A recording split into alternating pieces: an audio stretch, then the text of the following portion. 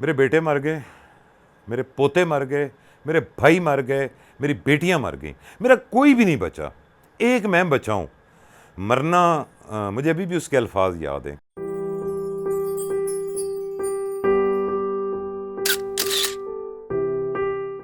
ایک دفعہ آپ کو یاد ہوگا غالباً 2005 میں ارتھ کوئک آیا تھا،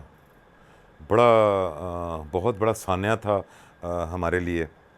میں پشاور میں تھا جب زلزلہ آیا، تو لگ نہیں رہا تھا کہ میں ایک بلڈنگ میں بیچلر، میں نے ساری زندگی یہ کیا کہ بچے چونکہ میرے کامرہ میں پڑھتے تھے پی ایس سی میں، تو میں بیچلرز اکاموڈیشن لے لیتا تھا، ایک سنگل بیڈ روم گھر لے لیا۔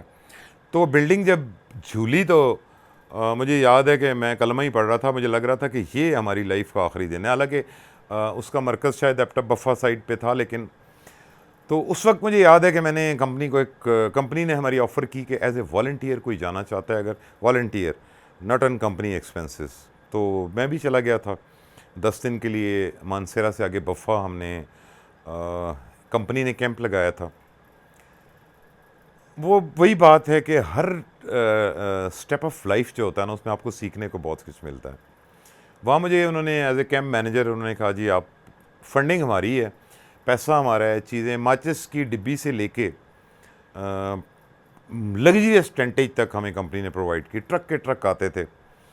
تو اس میں مجھے لوگوں سے ملنے کا اور زندگی کو بہت قریب سے دیکھنے کا موقع ملا۔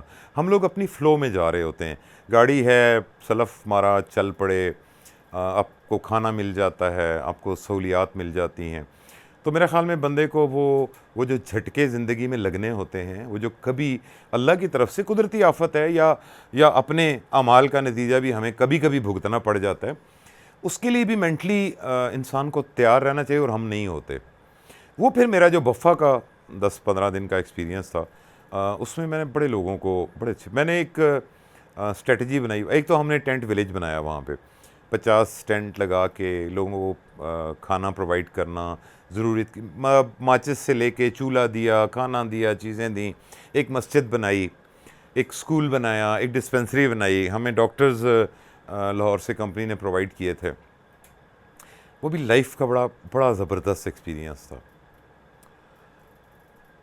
کچھ بڑے ایموشنل سے سین بھی تھے وہاں پہ۔ مجھے یاد ہے کہ ایک دفعہ ایک مسجد ہم نے بنائی، زمین پہ بنائی، ٹینٹ کی مسجد بنائی۔ تو مغرب کے بعد میں گیا تو ایک بوڑھے سے بزرگ تھے، وہ بیلچہ لے کے تو زمین کو لیول کر رہے تھے نا، تو مجھے بڑی شرم آئی، میں سفید داڑھی تھی، میں ان کے پاس گیا، میں نے کہا جی آپ چھوڑیں، میں کر لیتا ہوں، آپ چھوڑیں، آپ کیوں کر رہے ہیں؟ میں نے دیکھا وہ رو رہا تھا، اچھا اس کی وہ داڑھی بھیگ رہی تھی آنسوؤں سے، تو اس نے کہا یار میں کر لوں گا بیٹا، میں اپنے آپ کو بزی رکھا ہوا ہے، میں کر لوں گا۔ میں نے کہا جی شرم کی بات ہے، آپ میرے باپ کی جگہ پہ ہیں، آپ کیوں کر لیں گے، میں کرتا ہوں، میں لڑکے ہمارے پاس کمپنی کے لڑکے بھی تھے بہت، میں نے کہا جی ہم مل کے کر لیں گے۔ تو اس نے نا بیلچہ زور سے پھینکا، رونے لگا، کہتا تو پھر میں اور کیا کروں۔ اچھا میں پریشان ہو گیا کہ ظاہر ہے کوئی پیچھے بات ہے، تو میں نے کہا جی کیوں کرنا چاہتے ہیں؟ اس نے کہا بیٹا اس زلزلہ میں میرے بیٹے مر گئے، میرے پوتے مر گئے، میرے بھائی مر گئے، میری بیٹیاں مر گئیں، میرا کوئی بھی نہیں بچا، ایک میں بچا ہوں۔